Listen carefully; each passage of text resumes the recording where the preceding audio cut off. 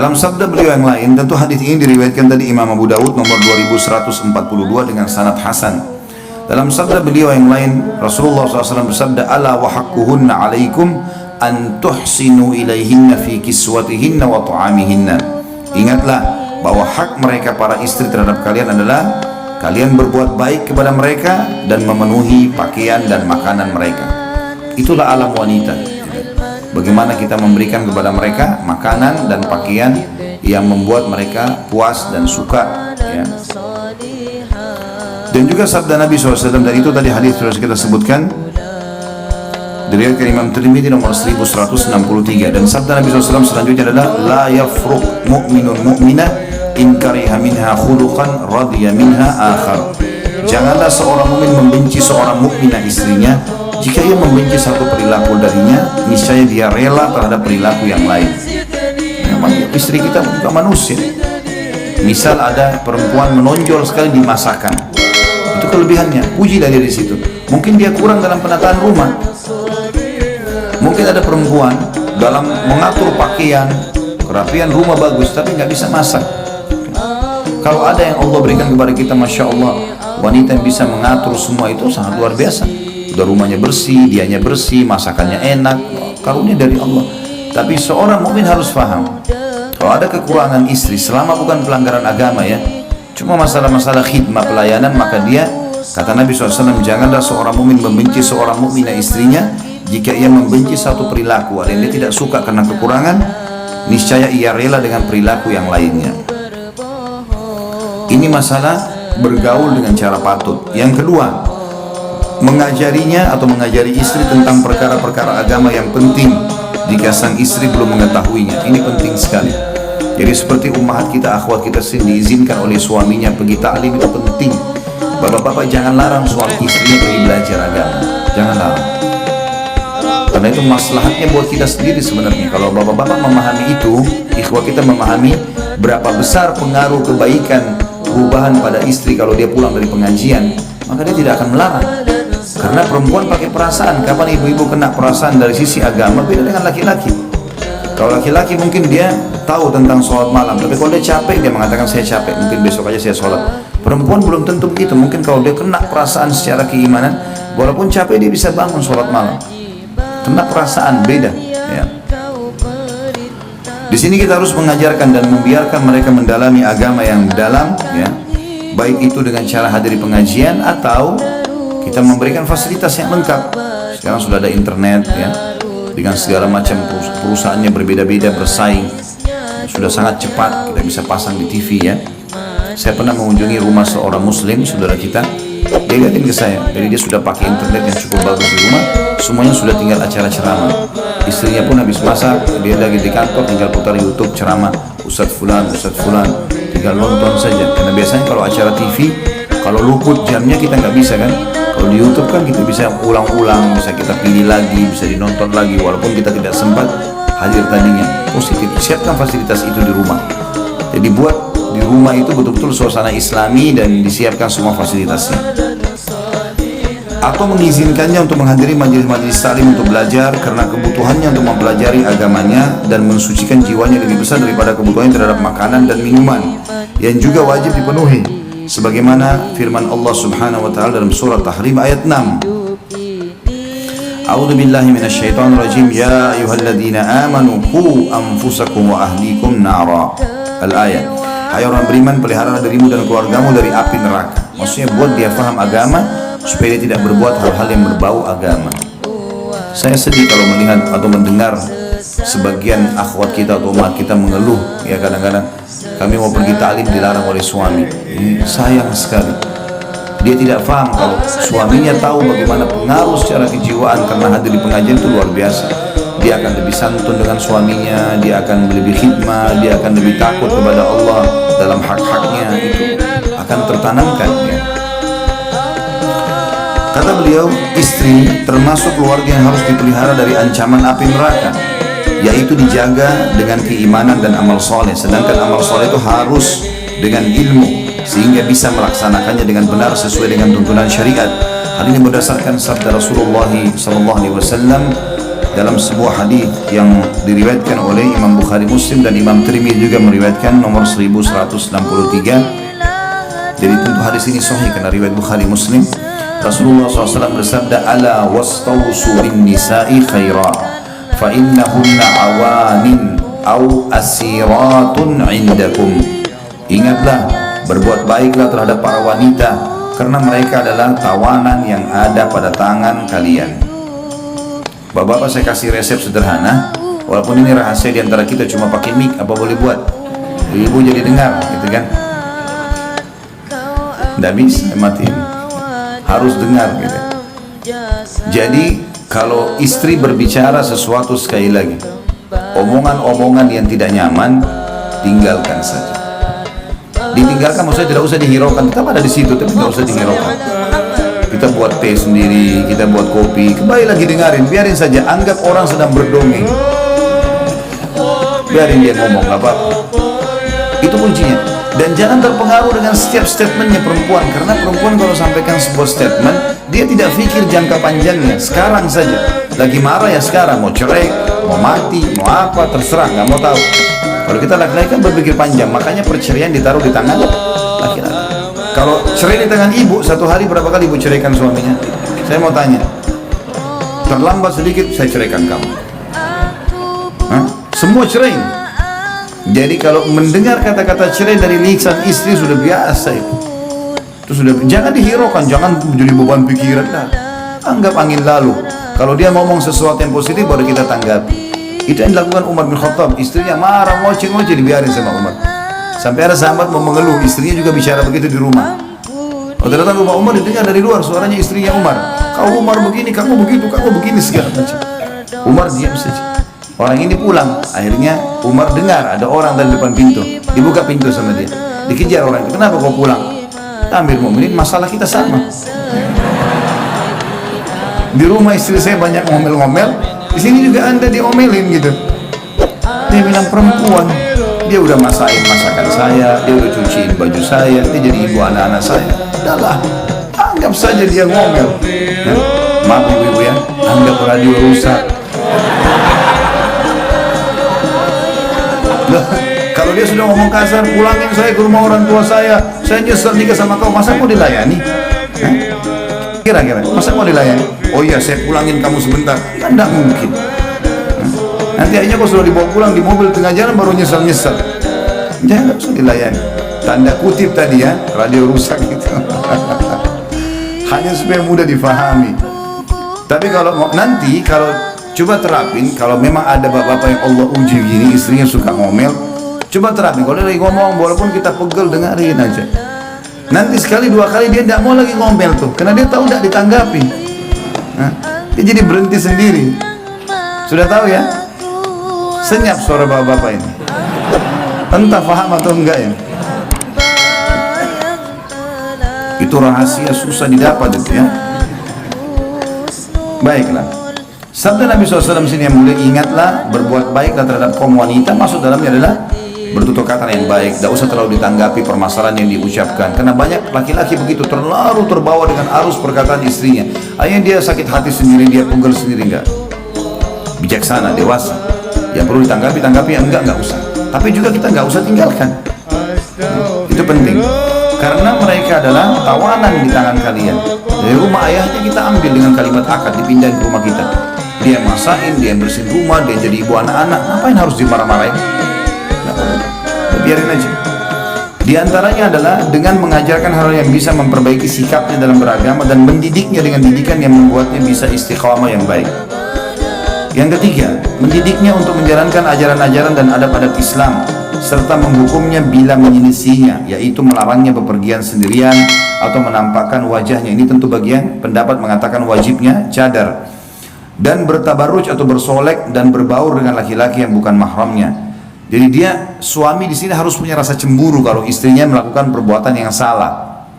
Ya. Jadi ini penting sekali. Perempuan itu suka kalau kita seperti mencemburui dia. Ya. Kalau laki-laki terbalik. Ibu harus tahu laki-laki tidak suka dicemburui. Ya. Dia suka kalau ditaati, dipatuhi, iya. Dicemburui enggak. Jadi ini fitrah yang ada ya. Allahu alam kalau ada yang keluar dari fitrahnya. Nah, kita nggak tahu.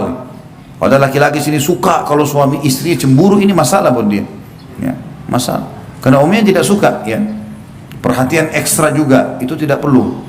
Kita menjalankan tugas dan kewajiban. Tidak usah terlalu banyak telepon ke suami. Suami juga tidak usah terlalu, jangan juga tidak telepon sama sekali. Imbangi. Ya. Ada hal-hal yang perlu, keperluan mendesak direspon dengan cepat seperti itulah. Dan kalau dia melanggar agama di sini harus dihukum. Hukum mana kata dia harus diingatkan. Ya. Di samping itu hendaknya memberikan perlindungan dan pengayoman yang cukup sehingga tidak membiarkannya merusak akhlak atau agama, dan tidak membiarkan sarana untuk berbuat fasik terhadap perintah-perintah Allah dan Rasulnya atau berbuat jahat. Karena suami adalah penanggung jawab istrinya, berkewajiban menjaga dan memeliharanya sebagaimana firman Allah di dalam surah An-Nisa ayat 34, A'udzubillahi minasyaitonirrajim, ar-rijalu qawwamuna 'alan nisa. Kaum laki-laki adalah pemimpin bagi kaum wanita. Juga dalam hadis Bukhari Muslim, Imam Bukhari nomor 893, Imam Muslim 1829, Rasulullah SAW bersabda, "War-rajulu ra'in fi ahlihi wa huwa mas'ulun ar-ra'iyyati." Laki-laki adalah pemimpin bagi keluarganya dan akan diminta pertanggungjawabannya terhadap keluarga yang dipimpinnya. Jadi kita bertanggung jawab terhadap pelanggaran-pelanggaran istri juga. Jadi kalau ada istri tidak pakai hijab, dia tidak sholat, suaminya bertanggung jawab itu. Beda kalau sebaliknya ya. Kalau suami melanggar ya, agama, tugas istri mengingatkan, tapi bukan kewajiban dia seperti kewajiban suami terhadap istri. Karena posisi suami pada istri sama dengan posisi orang tua pada anak. Salah anaknya maka dia bertanggung jawab, salah istri dia bertanggung jawab. Ya, dan tidak terjadi hal yang sama bagi perempuan. Jadi misalnya kalau suaminya melakukan hal yang salah di luar sana, dia dengar, dia nasihat, dia boleh nasihat, tapi dia tidak tanggung jawab. Karena dia tidak punya kewajiban perempuan mengawasi suaminya lagi buat apa di luar, tapi istri harus suaminya mengawasi lagi ngapain di rumah, kerja apa, ketemu sama siapa, tamu siapa yang datang, harus dengan izinnya semua ya. Yang keempat, bersikap adil bila dia poligami tentunya terhadap para istri jika memang dimadu, yaitu adil dalam memberi makanan dan minuman, pakaian, tempat tinggal dan juga giliran ya. Tentu di sini termasuk dalam adil. Kalau istri pertama memiliki misalnya 2 anak, istri kedua misalnya baru nikah, belum punya anak, maka tentu beda dari sisi nafkah dan makanan. Karena ada anak-anak, gitu kan. Kalau mau lebih adil lagi, maka setiap istri diberikan hak yang sama, kemudian nanti anak-anak diberikan hitungan sendiri. Maka itu jauh lebih tenang, ya, lebih baik. Memberi makan dan minum, pakaian, tempat tinggal. Dan kalau seorang suami berpoligami, dia berikan istrinya yang satu baju, misalnya ada pesanan, harga 200.000 misalnya. Kita tahu yang istri yang lain tidak butuh baju itu, maka kita kasih nilainya. Tetap harus adil, nggak boleh tidak. 200.000 sini, 200.000 kasih ke sana. Buat penilaian ya, yang harus ada, tidak boleh tidak. Walaupun istri kita tidak harus tahu dalam masalah poligami itu. Misalnya, ini tadi saya beliin baju dia, gitu kan, 200.000. Kamu kan tidak butuh, saya kasih duitnya, nggak usah dibahasakan itu. Karena kalau dibahasakan nanti dia akan bertanya panjang. Bajunya seperti apa, warnanya apa ya. Tidak perlu. Kita sudah tahu, tulis di laptop atau di data kita pribadi di handphone kalau istri ini punya hak 200.000, hak 1 juta, karena yang ini kita kasih. Kecuali hal-hal yang di luar udzur, di luar hak-hak ini, yang misalnya udzur syar'i. Kalau si perempuan sakit misalnya, istri pertama sakit, masuk rumah sakit, diopname, bayar 5 juta, nggak mungkin kita kasih 5 juta ke istri kedua yang sehat. Nggak, kalau dia sakit nanti kita biayain. Ini keluar dari uzur lain. Nah, kalau sakit, tapi kalau yang lain nggak boleh. Harus adil. Catat per rupiahnya, karena Allah akan hisab itu. Hati-hati. Nggak ada hubungannya sama sekali. Saya punya catatan di laptop saya, semuanya lengkap. Ini lebih sekian, saya kasih yang ini. Nilai nggak bisa sama sekali. Kalau salah ini hubungannya sama langit, bukan sama mereka-mereka ini. Perempuan gampang kalau mau dikelabui, bisa saja orang bohong, tapi sama Allah nggak bisa. Hati-hati. Allah bisa tarik fasilitas yang Allah berikan kepada kita justru karena kita melanggar hukum dengannya. Jadi jangan main-main soal ini. Harus di sini adil. Karena poin keempat bicara masalah itu ya. Dalam masalah giliran adalah mabit, hak mabit, dan ini tergantung bagaimana seseorang itu bernegosiasi kalau mabit. Karena mabit masih bisa negosiasi. Misal saya datang 3 hari sekali atau saya bagi setiap hari satu. Normalnya sehari masing-masing. Kalau tidak, misalnya karena kesibukan atau beda kota, maka bisa negosiasi. Saya bisa datang waktunya sekian kali. Kalau dia mengatakan baiklah, nggak masalah. Si istri bertanazul namanya, memberikan haknya, tidak apa-apa datang misalnya seminggu sekali atau 2 minggu sekali atau 3, itu nggak ada masalah. Tergantung kesepakatan. Kalau itu disepakati, khusus untuk masalah mabit. Tapi kalau nafkah nggak boleh sama sekali. Dari sisi harta tadi harus sama. Dikatakan tidak berat sebelah dalam hal-hal tersebut atau curang ataupun aniaya, karena Allah yang Maha Suci dan Maha Tinggi telah mengharamkannya, sebagaimana firman-Nya dalam surah An-Nisa ayat 3, A'udzubillahi minasyaitonir rajim, fa in khiftum alla ta'dilu fawahidatan aw ma malakat aymanukum. Kemudian jika kalian takut tidak dapat berlaku adil, maka kawinilah seorang saja atau budak-budak yang kalian miliki. Maksudnya harta rampasan perang kalau ada, kalau kita tidak bisa nikahi orang-orang yang bebas, maka nikahilah tawanan-tawanan perang itu dan diajak masuk Islam. Ya, seperti itulah yang dimaksud, supaya biasanya sisi maharnya lebih murah, pola hidup lebih sederhana, karena dia ingin diselamatkan dari keterbudakan itu. Rasulullah SAW telah berwasiat untuk berbuat baik terhadap istri, sebagaimana sabda beliau di dalam hadis At-Tabarani dengan isnad hasan, riwayat Tirmidzi 3895, khairukum li ahlihi wa ana khairukum li ahli. Sebaik-baik kalian adalah orang yang paling baik terhadap istrinya. Ini tolok ukur suksesnya seorang laki-laki. Setinggi apapun jabatan dia, ya, sebanyak apapun titelnya, setampan apapun dia, lihat hubungannya sama istrinya. Baik sama istrinya, tanya istrinya baik gak suami? Kalau baik dia bilang ya sudah, gitu kan. Dan kata Nabi SAW, aku adalah orang yang paling baik di antara kalian terhadap istrinya. Artinya contohi aku dalam bermuamalah, maka kalian akan dapat yang terbaik. Karena kita kalau contohi orang yang baik, kita akan, apa akibat buat dia akan kena akibat buat kita. Kita kalau contohi orang buruk, apa akibat buat dia, akibat buat kita juga. Ya, orang kalau rajin ke masjid, sholat, orang baik, jujur, akibatnya apa dia? Namanya harum. Kita kalau ikuti sama kan akibatnya. Pencuri teman kita, pembohong kita ikutin, akibatnya dia apa? Dibenci orang, kita juga akan dapat akibat yang sama. Yang kelima, tidak menyebar rahasianya. Ini penting sekali. Nggak boleh kita sebar rahasia teman-teman sekalian. Dan tidak menyebut-nyebut aib yang ada padanya. Ini yang luput banyak orang-orang kita di Indonesia ini. Luar biasa gitu. Sampai suaminya atau istrinya itu semua orang tahu siapa dia. Diceritakan segala satu keburukannya. Jangan. Walaupun sudah cerai, teman-teman sekalian nggak boleh ceritain aib orang. Nggak boleh. Orang umum saja nggak boleh kita ceritain aibnya, apalagi pasangan kita. Jangan. Ada orang dia jengkel karena salah satu perilaku atau dia tidak cocok, kemudian dia sebarkan sana sini, itu tidak boleh.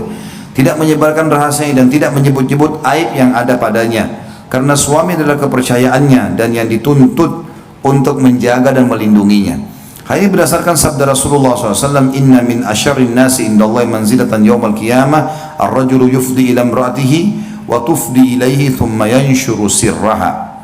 Hadis ini hadis sahih riwayat Imam Muslim 1437. Sesungguhnya seburuk-buruk kedudukan manusia di sisi Allah pada hari kiamat adalah laki-laki yang menggauli istrinya dan istrinya pun yang menggauli suaminya, lalu suaminya menyebarkan rahasianya. Riwayat lain, lalu keduanya menyebarkan rahasia pasangannya, terutama dalam masalah biologis. Nggak boleh cerita, udah selesai. Allah kasih kelebihan pasangan kita, udah selesai.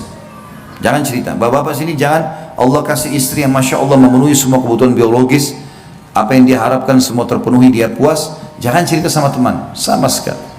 Walaupun itu kita menganggap nikmat, tuh istri saya Allah karunia begini, saya dikasih begini, saya. Kalau di antara 3 orang teman kita laki-laki, istrinya tidak begitu, apa yang muncul di benaknya? Mengganggu istri kita nanti. Bahkan itu banyak terbuka pintu-pintu perselingkuhan karena dia telepon istri kita atau dia WA, dan dia menggunakan bahasa-bahasa yang diajarkan oleh syaitan untuk menunggangi kelebihan itu yang kita sudah ceritakan. Istri kita kan heran, kok bisa dia tahu ya? Tapi dia bukan mengatakan dari suami, dia punya retorika syaitan yang membuat seakan-akan itu kelebihan yang dia harapkan dari wanita lain atau apalah. Terbuka masalah-masalah baru. Nah, boleh. Ibu-ibu juga begitu. Allah kasih suami yang Masya Allah puasin secara biologis, ibu merasa cukup segala macam, maka jangan ceritain ke perempuan lain. Kalau ibu ceritain ke teman-temannya, suami saya itu begini, suami saya begini. Kalau suami mereka tidak begitu, akan terjadi hal yang sama. Dia akan ganggu suaminya ibu, dan dia akan menggunakan tadi sama kalimat-kalimat syaitaniyah, seakan-akan dia berharap laki-laki seperti ini, seperti itu. Padahal itu ada pada diri kita. Akhirnya nanti kita terpengaruh, kan itu. Jadi masalah. Makanya kata Nabi SAW di sini, sesungguhnya seburuk-buruk kedudukan manusia di sisi Allah, Allah benci sekali, adalah pada hari kiamat nanti. Laki-laki yang sudah menggauli istrinya, dan istrinya pun menggaulinya, juga sama saling memuaskan, lalu suaminya menyebar rahasia itu, atau dalam riwayat yang keduanya menyebarkan rahasia itu. Kita sekarang masuk ke hak suami, ya. Tadi itu adalah hak istri, sekarang berimbang kita bahas hak suami. Ini bapak-bapak bisa tuntut dari istrinya dengan cara santun. Ibu-ibu juga harus tahu supaya menjalankannya. Istri berkewajiban, kata beliau, terhadap suaminya, yaitu dengan melaksanakan kewajiban-kewajiban dan adab-adab berikut. Yang pertama, menaatinya dalam hal-hal selain kemaksiatan terhadap Allah, ya. Sebagaimana Allah Maha Suci dan Maha Tinggi telah berfirman dalam surah An-Nisa ayat 34, A'udzu billahi minasyaitonir rajim, fa in ata'nakum fala tabghu 'alaihinna sabila. Kemudian jika mereka mentaatimu, maka janganlah kamu mencari-cari jalan untuk menyusahkannya. Artinya wanita disuruh taat di sini. Temani saya keluar baik, buatin saya makanan baik. Semuanya karena Allah perintahkan, bukan karena suami. Kenapa susahnya ibu-ibu sekalian? Saya tanya, hanya buat makanan, hanya hibur suami, ya, dengan kata-kata yang baik, beban pikirannya diringankan, kemudian mati masuk surga. Apa susahnya? Nggak ada susahnya tuh, mudah sekali. Ya, syaitan saja yang kadang-kadang membuat syaitan jin dan manusia. Nah, di antara manusia juga ada syaitan, ya. Mereka berpikir seperti syaitan, cemburu melihat rumah tangga kita misalnya. Kadang-kadang kita nggak tahu, apalagi ibu-ibu itu. Kadang-kadang subhanallah banyak ibu-ibu tidak tahu kalau temannya itu buruk. Berkedok depan dia seperti jadi pahlawan. Kapan ada nasihat dari teman suruh cerai, itu buruk, nggak boleh didengar ini. Berarti ini bukan teman, kecuali memang dasarnya suami kita suka mukul, pemabuk, lain. Kalau hanya masalah-masalah kecil, lebih baik kamu cerai, nanti dapat laki-laki yang lebih baik. Ini sudah teman tidak benar ini, sudah nggak benar. Karena cerai dalam Islam tidak dibolehkan kecuali darurat sekali. Kalau dia malah nasihatin kita baik-baik, mestinya coba cara ini, coba cara begini, cara-cara yang positif lah. Kita anggap itu adalah pencerahan, itu nggak ada masalah. Tapi sekali lagi memang saya bilang Bapak Ibu sekalian, jangan pernah menggunakan jasa orang ketiga kecuali ahlinya. Itu pun ahlinya harus ulama yang besar, yang punya pengalaman yang luar biasa sehingga memandu kita pada poin yang benar. Kita juga kalau bertanya to the point. Saya punya masalah seperti ini, apa jalan keluarnya, apa sarannya, apa nasihatnya, dan seterusnya.